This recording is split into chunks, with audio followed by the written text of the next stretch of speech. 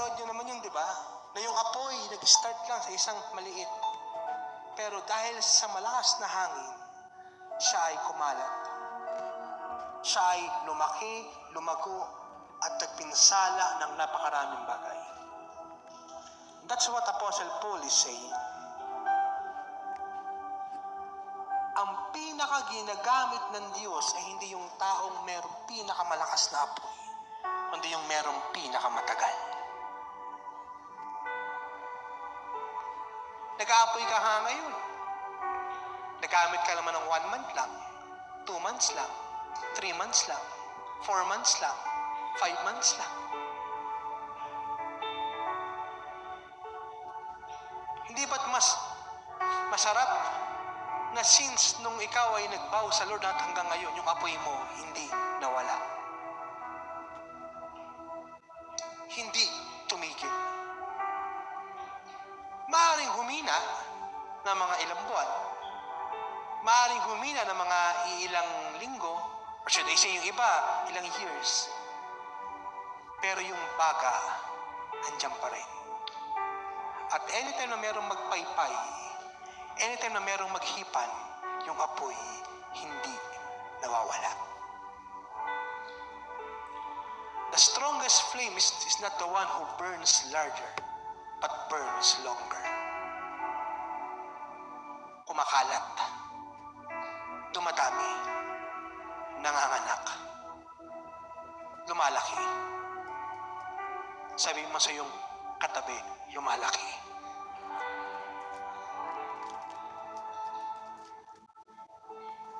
And ito po yung isa sa pinaka-reason kung bakit marami sa atin, marami sa inyo, hindi kayang tumagal. And they are questioning. Bakit meron akong na-soul win, pero nag-aapoy siya 1 month, 2 months, pero pagka 3 months, wala na. They cannot maintain it.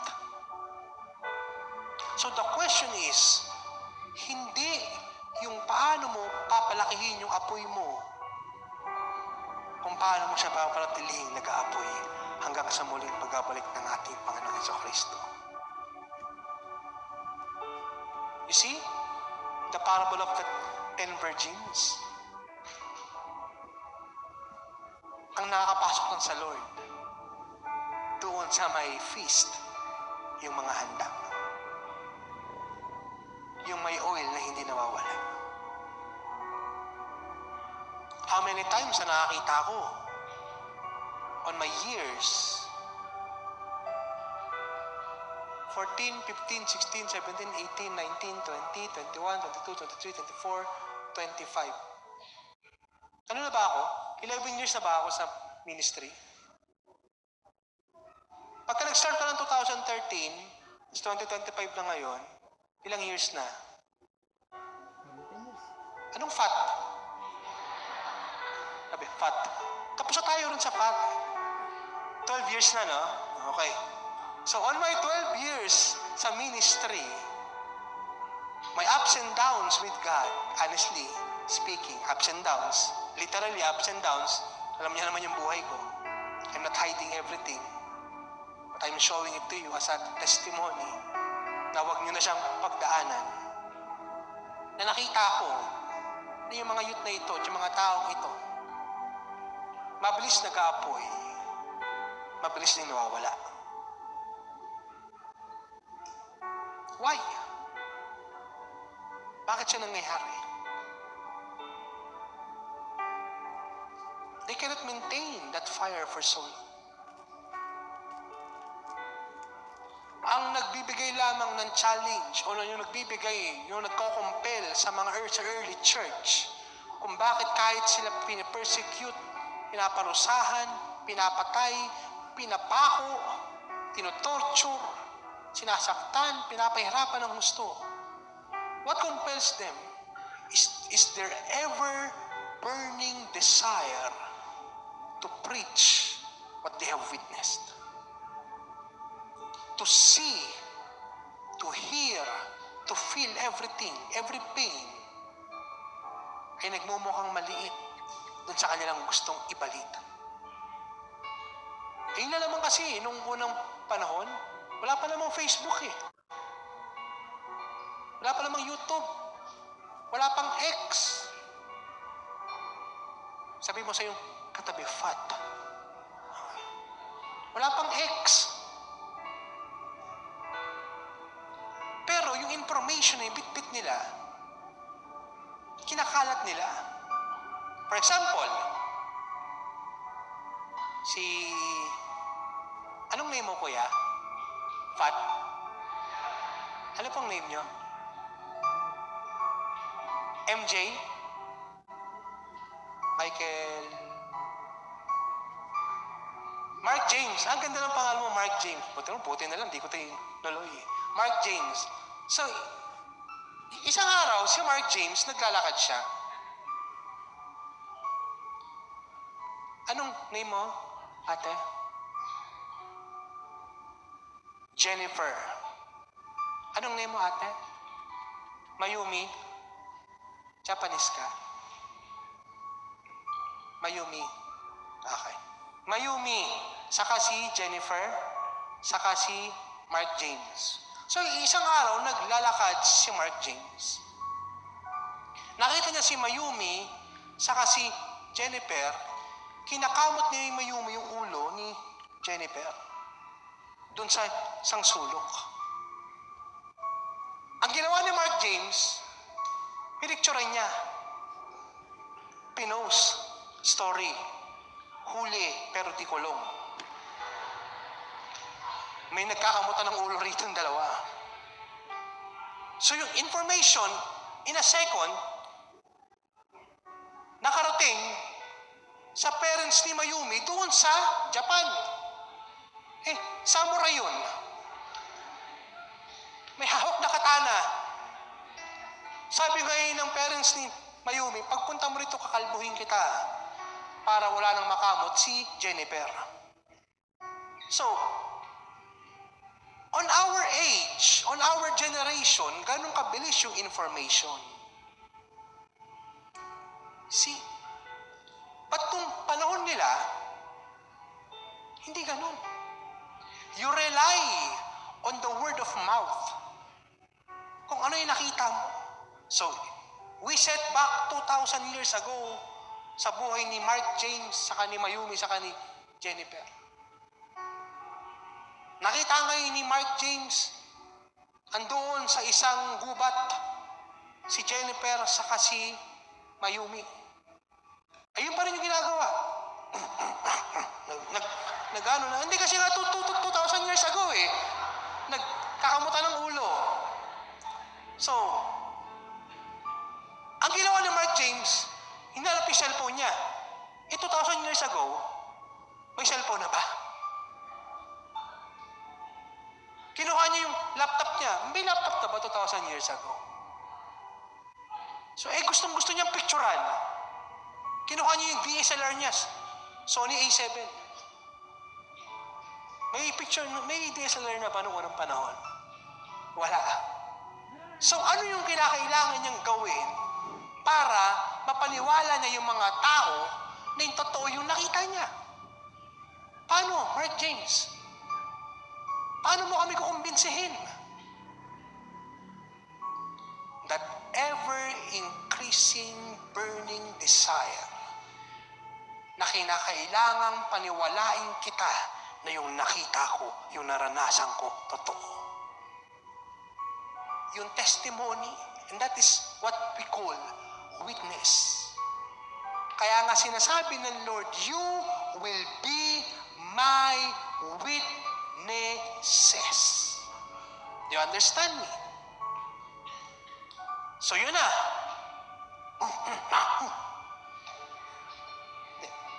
Wala naman yun. Ano lang yun, parang nagugutom ka. Namumuto na pala. Hindi. Ano pala? Anong sabi ko, nakamutan ng ulo. Nakamutan ng ulo. So, nakita. So, si Mark James naman,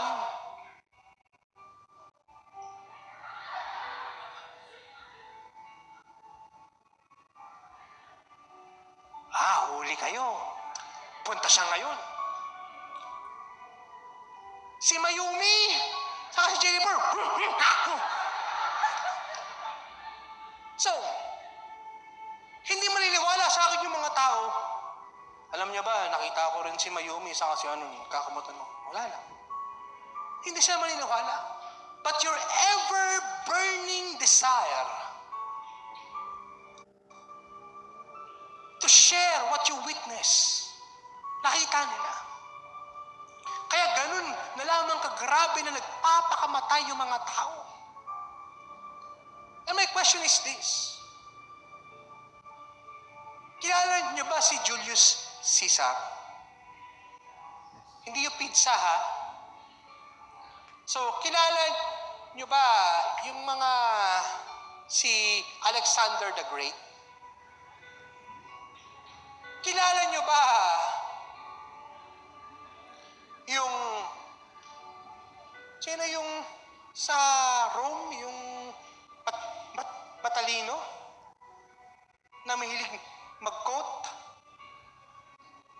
Yung mga pinag-aralan niyo dati sa school. Mga Greek, yung mga Greek. Sino? Wala akong maintindihan sa sinabi niyo eh. Sino? Aristotle, mga ganon, di ba? So, kilala niyo sila. Have you heard of them? Do you know them personally? Do you see them? Pero kilala niyo sila. Why? Through the history. At yung history, ang pinaka-accounts ng history is what? Evidences by word of mouth through witnesses and archaeological finds. Witnesses. Bakit yung mga tao naniniwala kay Alexander the Great, hindi naman nila nakasama yun? But they believe that he conquered almost the whole world. But pagdating kay Jesus, hirap na hirap silang paniwala ang totoong nabuhay, totoong namatay, at totoong muling nabuhay. In fact, almost lahat ng archaeological evidences na natagpuan in our modern day is based on the Bible. Every facts and hard truths is evidence that the Bible is real. Because of the ever-burning desire of those witnesses. Dahil yung kanilang naranasan, yung kanilang nakita. Do you think yung 5,000 people na naligtas during nung Pentecost at sinabi nilang, yung mga sinasabi nila Apostle Peter na speaking in tongues and that look like fire scattered among them, sa tingin nyo ba yun ay gawa lang? Ibig sabihin, meron ditong 5,000 taong bulag, pipi at bingi? Or nakita talaga nila, narinig talaga nila, at naranasan talaga nila, kaya sila nabago? And from 5,000 onwards and onwards and onwards, that's why the Bible said they turned the world upside down for Christ. Because that ever-burning desire to share what they witness is that how large your fire is how long you can make it a flame for God. Dahil habang buo at totoo yung testimonya ng Lord sa atin, yung ating patotoo ay hindi nawawala, yung ating apoy ay hindi titigil, at yung ating first love ay hindi mamamatay. Na yung paulit-ulit na encounter natin sa Lord. Every day, meron tayong battle. Sabi mo sa yung katabi, battle. Every day. Sa tingin nyo ba, kayo lang yung nakakaranas ng battle na yon? Sa ating buhay, merong tatlong namumuno. Our soul, our spirit, and our body or flesh. So kung araw-araw may battle lagi yung spirit mo at yung flesh mo, sino sa tingin mo yung nanalo? Spirit o flesh? Spirit. Taas dito yung kamay na sa tingin mo pagka nag-battle yung spirit at yung flesh ang mananalo, spirit. Taas dito yung kamay ng walang kamay. Ulitin ko ulit ha. Taas dito yung kamay na pag nag-battle yung spirit at yung flesh, mananalo, spirit. Okay. Taas dito yung kamay na pag nag-battle yung flesh at yung spirit, ang mananalo ay yung flesh. Niloloko nyo naman ako eh. Hirap yung kausap eh. Sabi ng isa, nung tinanong ko, taas ito yung kamay, kung sa tingin niyo mananalo yung spirit, tinaas niya yung kanang kamay niya. Sabi ko ba yung flesh, kaliwa kamay naman yung tinaas niya. Ulitin ko ulit ha.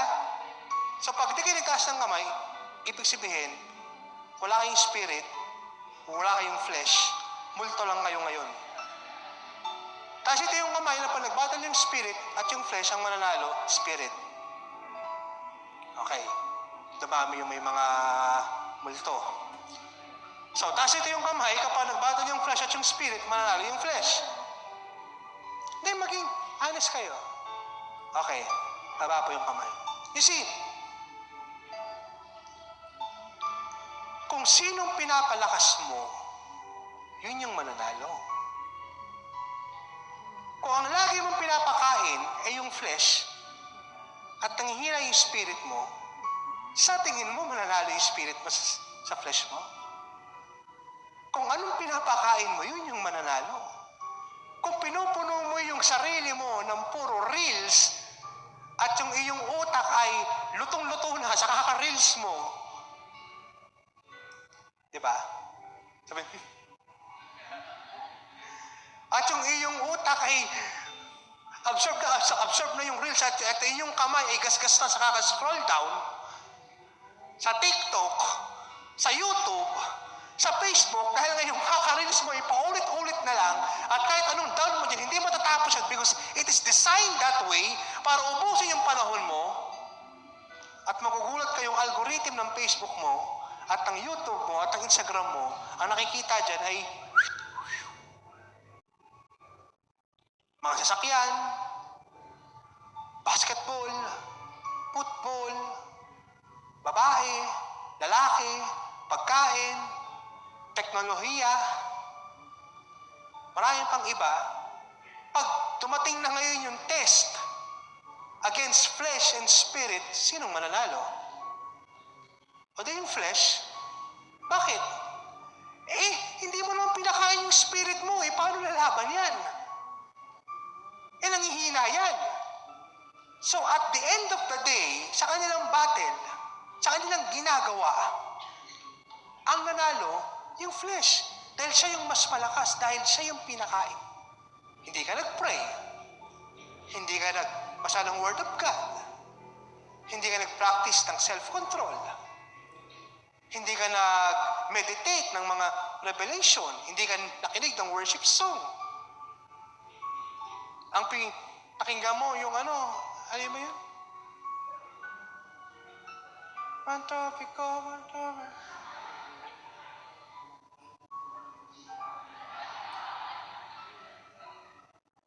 Yun ang pinakinggan mo. Kaya nung dumating na yung warfare, ganun rin yung sayo mo, kura babakata.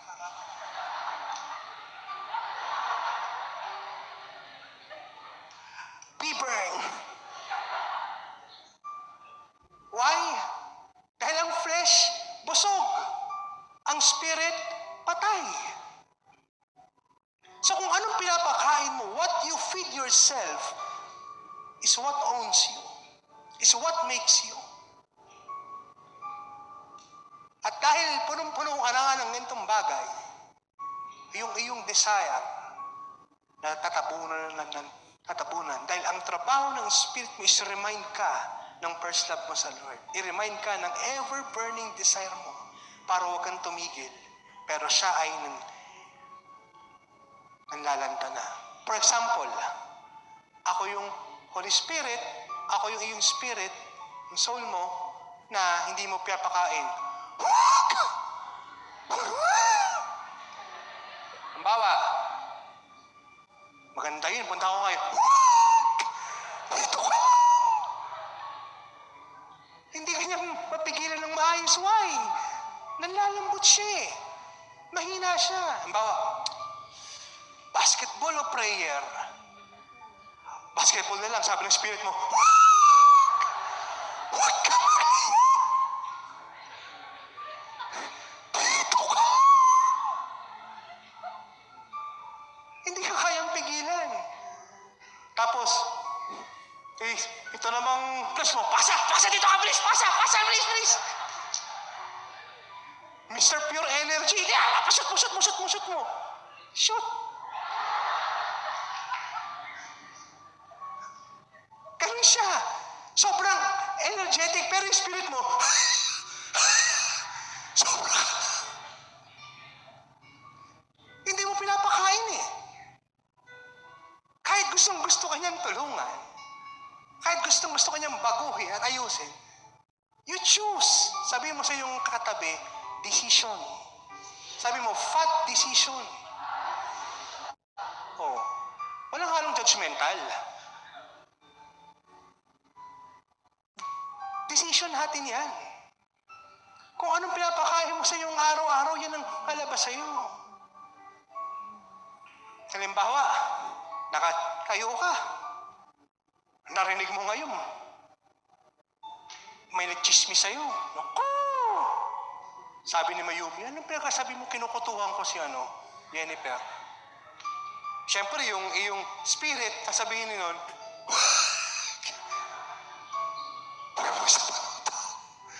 huwag mo sa balutan.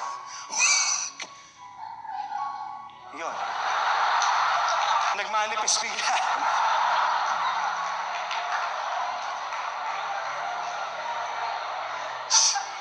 Siguro nangyari na sa kanya yun. Kaya, sabi niya, huwag. Kaya mo, hindi ko naggagawin. Baka bigla kang lumipad eh. Sabi, huwag. O sige, sabi ng Spirit, huwag. Huwag kang makipag-away. Huwag kang sumigaw. Huwag kang lumakad sa laman. Huwag. Magpatawad ka. Kalimutan mo. Eh kaso nga, wala siyang lakas. Ito na naman ngayon, si Flesh, papayag kang ginaganon ka. Naku, sampalin mo, girl, naku, hindi pwede yan. Nagaganon, hindi pwede sa atin yan. Nako, alam mo, kilala mo, mapait ka, pero mapayag ka. Payag ka ba? Hindi naman totoo na nagkukuto ka eh. Bakit kuto ba kinuha mo? Hindi ba? Garapata?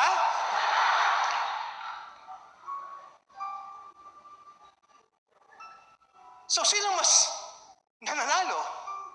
Yung flesh. Because yun yung lagi mo pinapakain. Pagising mo sa umaga, anong ginagawa mo? Sa buong araw mo, ano yung mentality mo? Meron ka bang prayer? Meron ka bang self-meditation sa Lord? Yung iyong devotion? Na araw-araw na sa ating ginagawa, Lord, pag-aari mo buhay ko. Lord, ayokong gumawa ngayon na hindi mo pinapagawa. Lord, hawakan mo yung lahat ng gagawin ko ngayon. Gusto ko mauna ka sa akin. Gusto ko kasama kita. Ilayo mo ko sa pangit na tao. Ilayo mo ko sa pangit na sitwasyon. Ang gusto ko yung kalooban mo ang magawa ko ngayong araw na ito. With simple as that, the flesh is dead. Because you are making a statement. You keep feeding your spirit hanggang siya ay lumaki. And one day, you realize na yung iyong pagkapakain ay nag-mature na yung spirit mo. At yung mga bagay dating nagpapa-apekto sa iyo, hindi ka na tinatablan, overcomer ka na.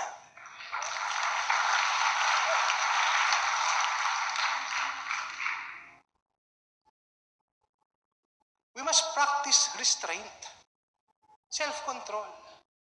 Ayan po yun eh. Alam mo, sabi mo sa iyong katabi, alam mo, pakuha nga ng iPad ko, flesh, ano pala, sige, spirit na lang. Ayan, sige ha. Sabi mo sa iyong katabi, alam mo, yan. Maganda po ito eh.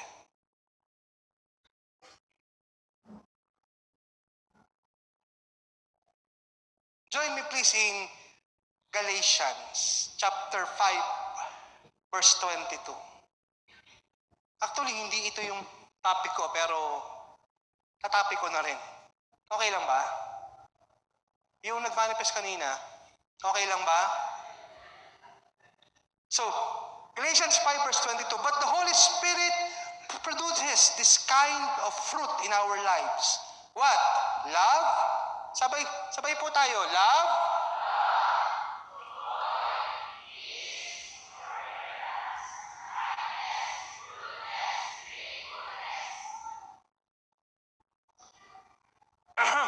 Okay.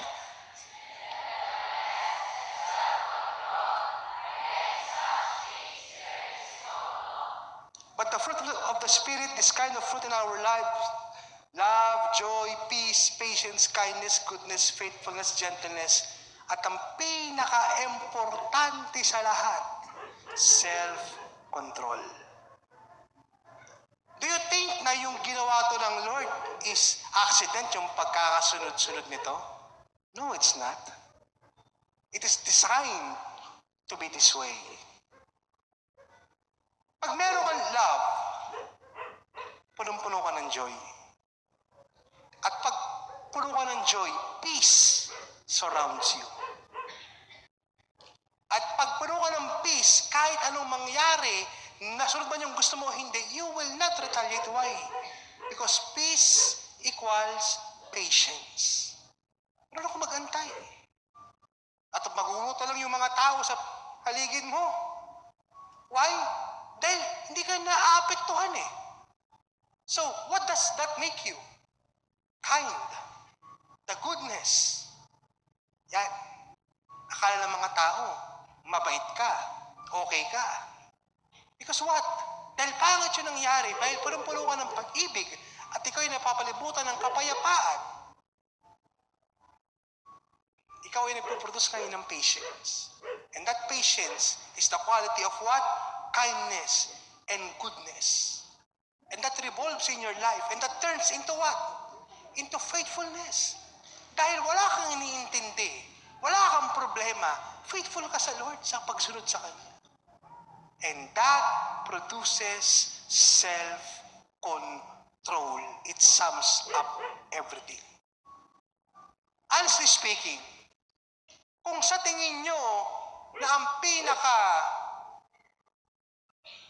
malaking evidence na kayo ay puno ng Holy Spirit ay dahil kayo ay marunong mag-pray, speaking in tongues, mag-prophesy, mag-demonstrate ng signs, wonders, and miracles, for me, it is only a part.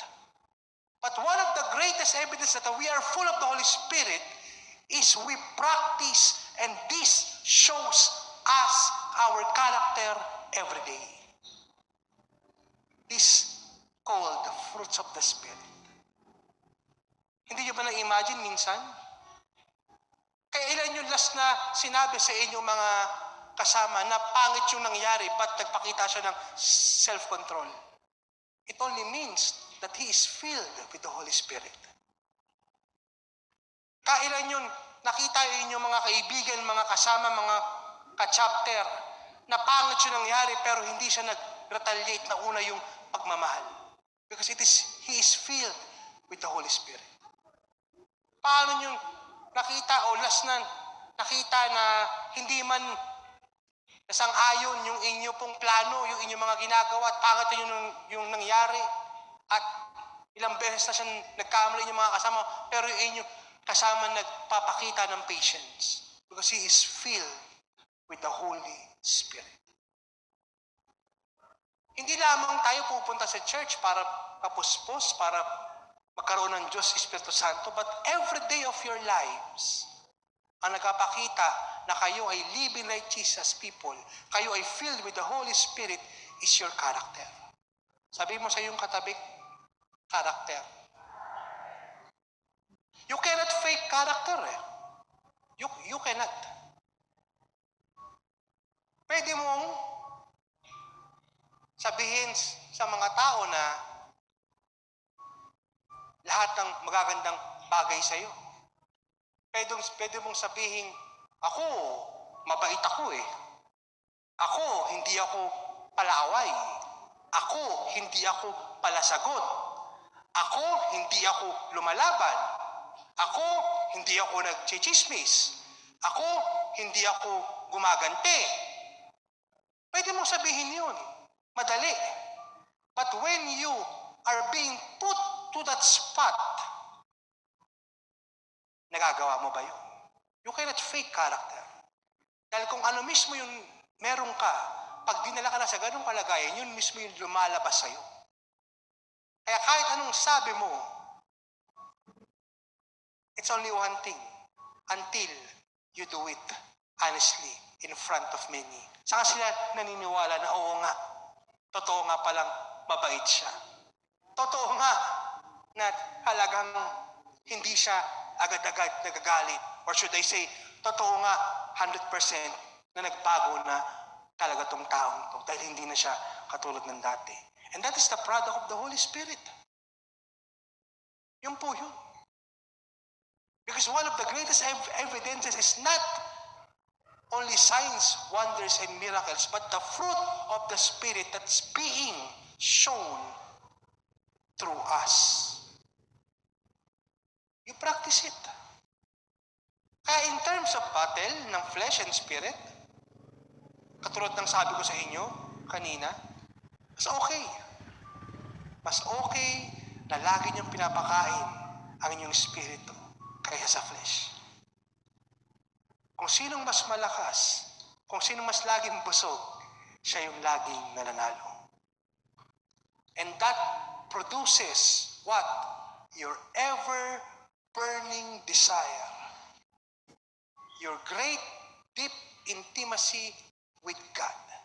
Because ang trabaho ng Spirit is i-remind tayo araw-araw kung ano tayo sa harapan ng Diyos at kung anong ginawa niya para sa atin at kung anong gagawin natin para sa Kanya. Yan ang trabaho ng Holy Spirit. If you have a deep relationship with Christ, with the Spirit, then wala kang problem. At kahit merong tukso, kahit merong temptation, kahit merong sin na dumating, hindi siya magtatagal. Dahil ang katawan mo ay teritoryo at pag-aari ng Holy Spirit dahil siya ang namumuno dyan, hindi ang flesh. Dahil siya yung mas malakas. Siya yung mas matibay. Siya yung mas makapangyarihan because alam mo kung kanino ka dapat mamumuhunan. You invested in the right person. You invested in the right spirit na magdudulot sa iyo ng character at maglalabas sa iyo ng living like Jesus personality. Hindi niyo man siya magawa agad-agad, but practicing is a start.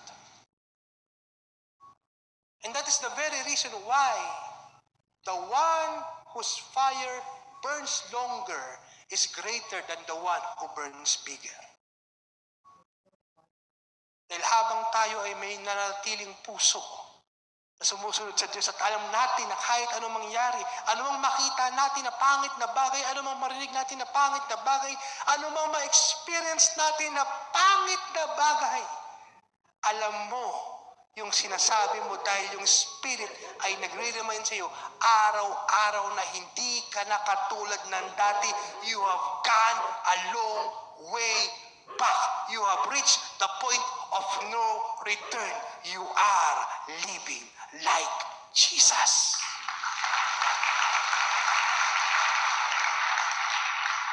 Na kahit ganito yung nangyayari, ganito yung nasa paligid mo, paulit-ulit na lang, hindi ka naapektuhan. Why? No!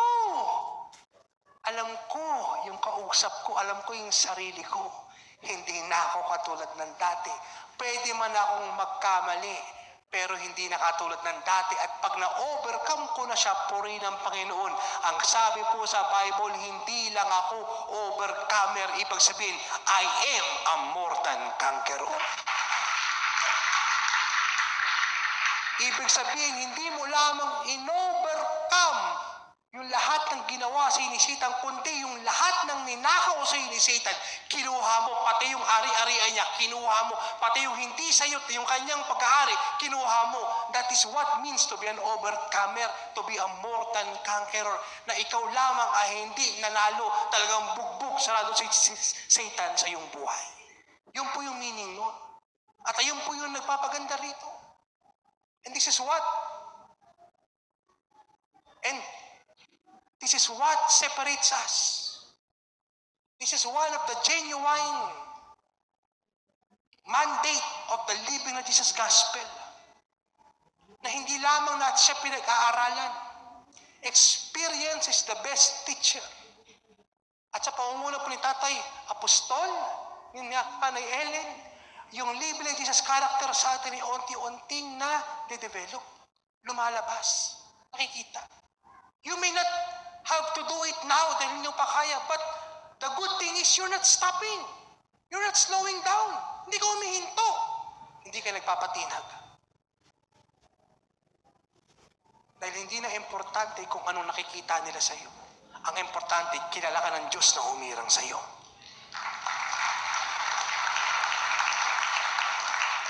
At kahit pagbalik-balik na rin natin yung mga pangyayari at yung mga panahon at yung mga sitwasyon, walang kailangan sa atin ng Diyos. Isa lang ang pagsunod natin. That is our free will, that we choose to love Him. We choose to obey Him. Kaya sabi ni Joshua, choose this day whom you will serve.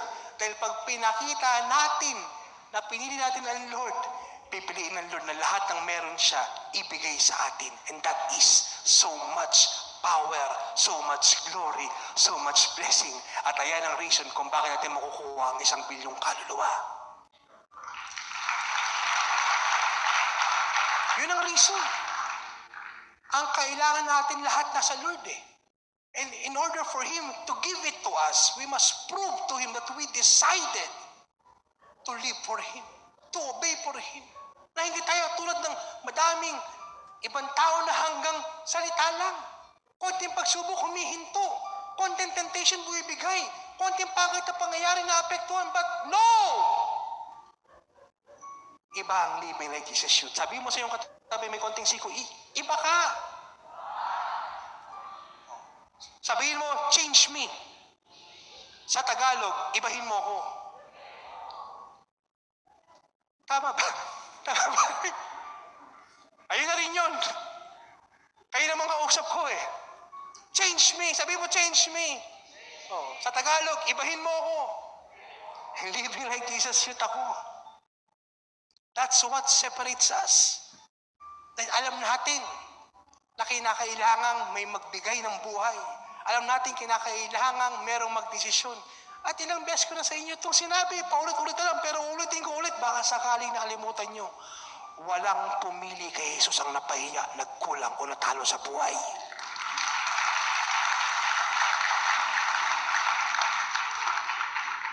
At lahat ng pagdadaanan nyo sa paglilingkod, magmumukhang maliit sa reward at sa glory na nag-aantay sa ating lahat.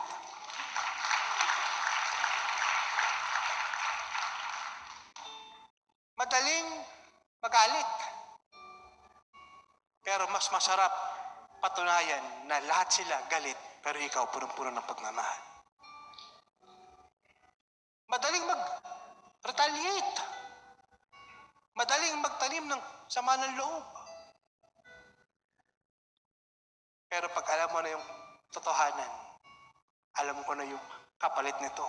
Ibig sabihin, pag na-overcome ko ito, purihin ng Panginoon, panibagong glory ko na naman to. Panibagong power ko na naman to. Napatunayan ko na naman sa lahat. At napahiya na naman si Satan na siya ay nanatili sa aking ilalim ng talampakan habang panahon. You see? Based on experience, masama po ugali ko. Sobra. Ako yung taong mabilis magalit, mabilis mainis, ayokong pinag-uusapan ako, Ayokong may naririnig ako, kukomprontahin kita. I don't care who you are, what you mean to me. Wala akong pakialam. Basta sasabihin ko yung gusto kong sabihin.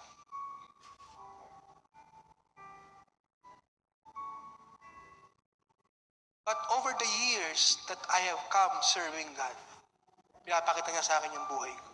Hindi ko man siya agad nagagawa ng mabilis, but honestly speaking, I know na hindi na ako katulad ng dati. Dahil dati, mabilis kang mag-react, ngayon hindi na. Dati, lagi kang natakot pagka may mga bagong utos, mga bagong agawin, bagong harapin, ngayon hindi na. Why? Because over and over again, napatunayan ko na ang Lord kasama ko at hindi niya ako iiwan. Kung napatunayan ko siya dati, how much more ngayon hindi niya ako iniwan. You see, it proved that God is with us. It proved that God will never let you down. It proves that God is always on your side according to His purpose and glory in His very will. Yan po yung kagandahan dito. Ito yung masarap dito eh. If God is for us, then who can be against us? That greater is He that is in us than he that is in the world. Napakasarap pong maglingkod. And I close with this statement. Ayan, sabi mo sa iyong katabi, uy, closing na. Fat ka pa rin.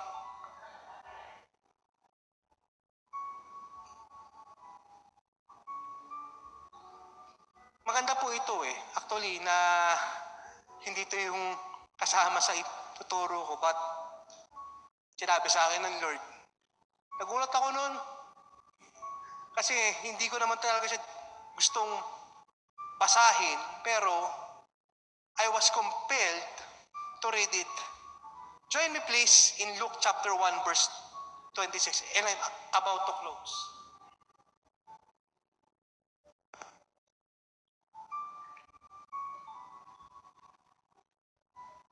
Luke chapter 1 verse 26.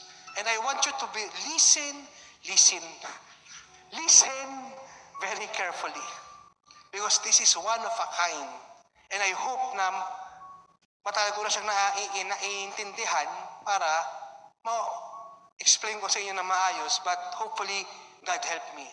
Now, in the 6th month, the angel Gabriel was sent by God to a city of Galilee named Nazareth. Verse 27, to a virgin betrothed to a man whose name was Joseph of the house of David. The virgin's name was Mary. Sabi mo sa iyong katabi, Mary. And having come in, the angel said to her, rejoice, highly favored one. The Lord is with you. Blessed are you among women. But when she saw him, she was troubled. Bakit po siya naging troubled? Because at that time, nagkapakita lang yung mga angel pag merong judgment. Pagka merong ayaw yung Lord. Pagka merong sasabihin yung Lord na judgments sa kanila, more on po yung angels, nagkapakita ng gano'n. She was troubled at this saying and considered what manner of greeting this was. Because this is what? All of a sudden, biglaan. Hindi akalain ni Mary na bigla may pupunta rong anghel. For some of us, or for so many of us, na nangyayari ito, that we can relate na meron min sa mga bagay tayong pinapagawa sa atin yung Lord na hindi natin akalaing gagawin natin. Taas ka ba yung nakaka-relate? Meron dito mga bagay na sinasabi sa atin in terms of revelation and prophecy na alam natin sa sarili natin na, Lord, hindi ka ba talaga nagkamali? Sure ka ba talagang ako kinakausap mo? Sure ka magto-21 days ako? Sure ka ba talaga, Lord, mag-40 days ako? Sure ka ba, Lord, talaga magti-3 days ako? Sure ka ba talaga, Lord, mag-full time ako? Sure ka ba talaga, Lord, magko-commit ako? Lord, sure ka ba talaga absent ako? Sure ka? Wala ka bang lagnat, Lord? Hindi ba maganda yung pakiramdam mo, Lord, para kausapin mo ako ng ganyan? Because this is what? All of a sudden, biglaan. Dahil kung alam ni Mary yung kanyang sarili, alam ko rin na alam nyo yung inyong sarili. Nakakasabay? We go on. The angel said to her, "Do not be afraid, Mary, for you have found favor with God. And behold, you will conceive in your womb and bring forth a son, and shall call his name Jesus." Verse 32, "He will be great and will be called the Son of the Highest, and the Lord God will give him the throne of his father David." Verse 33, "And he will reign over the house of Jacob forever, and his kingdom there will be no end." Verse 34, "Then Mary said to the angel, How can this be, since I do not know a man?" Napaka-imposible po, no? And verse 35, the angel answered to her, "The Holy Spirit will come upon you, and the power of the Highest will overshadow you. Therefore, also that the Holy One who is born to be called the Son of God, now indeed Elizabeth, your relative, has also conceived a son in her old age, and this is now the 6th month of her who was called barren." Verse 37, "For with God nothing is impossible." And verse 38, "Then Mary said, Behold, the maidservant of the Lord, let it be to me according to your word." And the angel departed from her. So there are two things that happened in this scenario that you can all relate and that you can all agree on. What is that?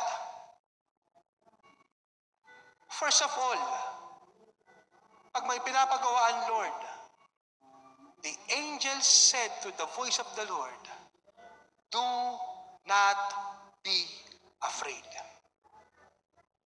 And the next thing is, na humahawak ng ating buhay at nagpapanatili sa ating lahat, what compels us to obey, to do the will of God up to this very moment is what word? That with God, nothing is impossible.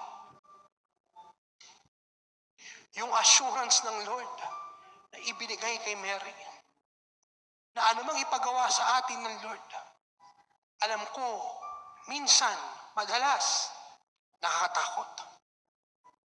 Mahirap. Out of context, out of question, out of situation, hindi nyo talaga kaya. Mahirap intindihin, mahirap bulay-bulayin, mahirap unawain.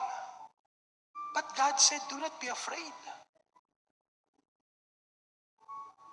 Why?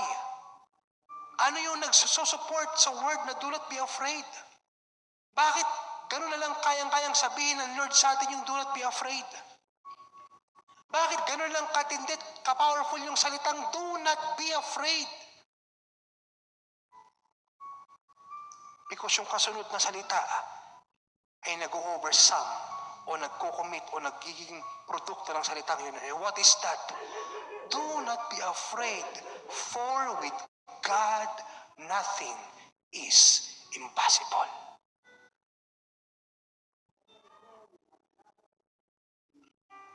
Pag narinig nyo na yung ganong klaseng salita, like Mary, you will produce the life of Christ in your life.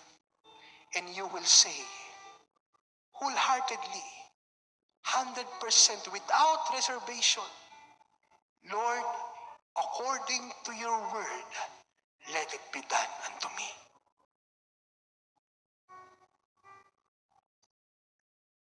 Yung nag-aantay sa atin, hindi biro. Ang 1,000,000,000 kaluluwa, hindi biro. You can say that it is impossible. Paano umpisahan? Paano mo gagawin? Saan ka mag-uumpisa? Anong una mong gagawin? Nakakatakot. But just God has said it before, He is saying it to us again. Living like Jesus moderators. living like Jesus youth leaders, mga anak ng mga pastor at pastora, living like Jesus youth, do not be afraid. For with God, nothing is impossible. How many times that I have feared, that I have run away because of that statement from God. Anak, 1 bilyong kaluluwa ililigtas mo. I always cry and say, Lord, ba't ako? Napakahirap naman, no? Masaya na ako, naglilingkod ako sa iyo eh. Lord, okay na ako, nagagamit mo ako, nakapagturo ako, nagiging blessing ako sa marami. But it is too much for me to handle 1 billion. Takot na takot po ako. Takot na takot ako. Ayoko maging accountable sa dugo na 1 bilyong tao na nakasalalay sa aking buhay. I don't want to feel it. I don't want to face it. Ayoko.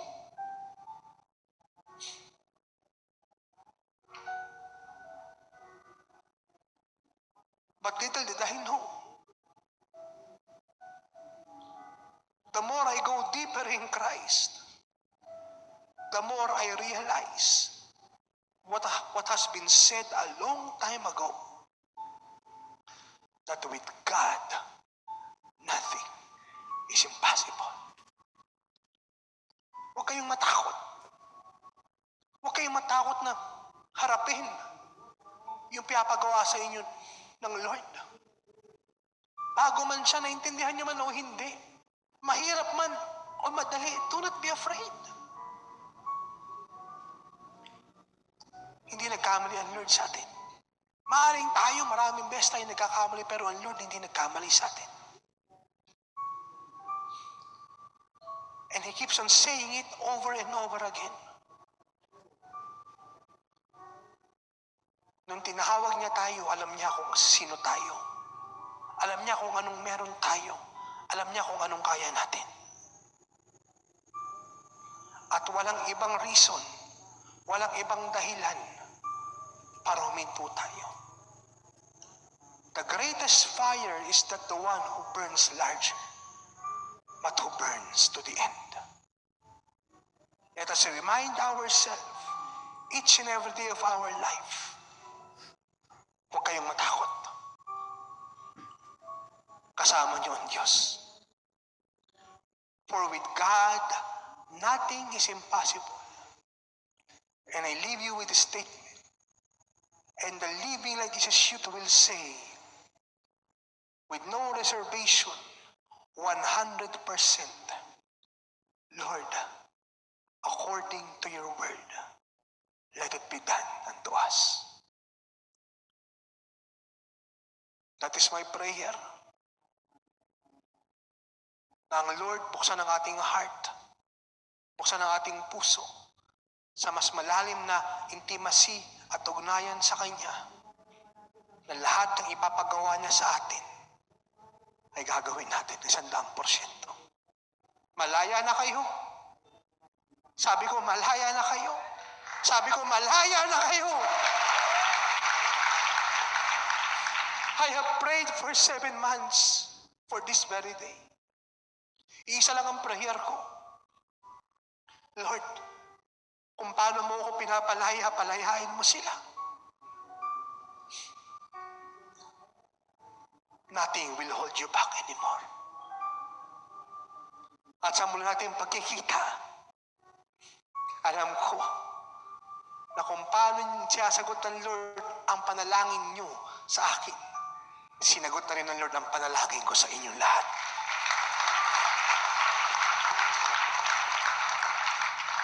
Everybody standing, please.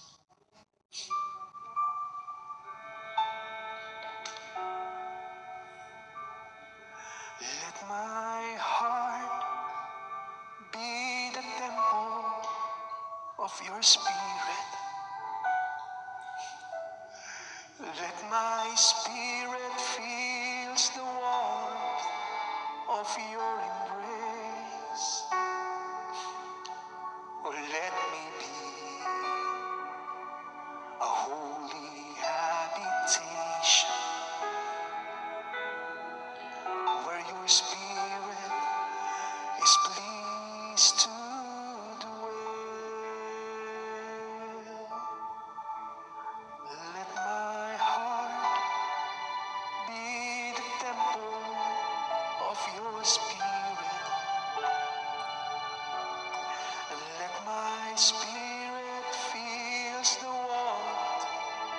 your embrace.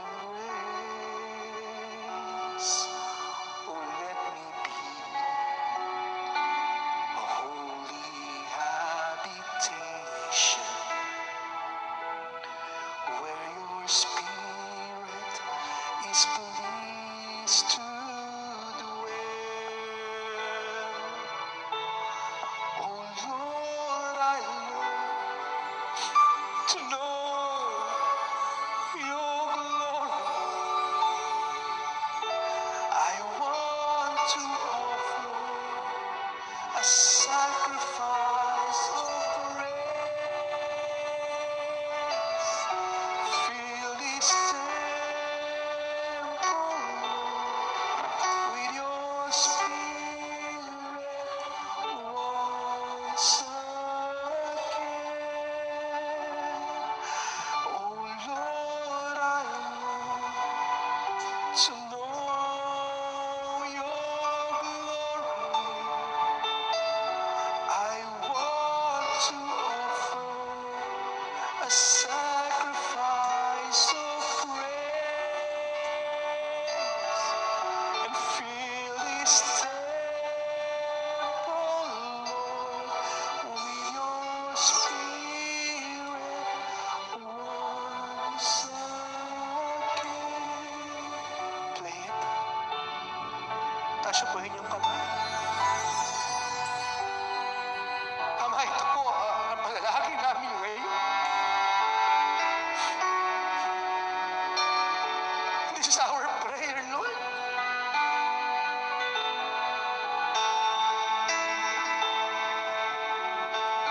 That you remind us that we are free to do what you want us to do.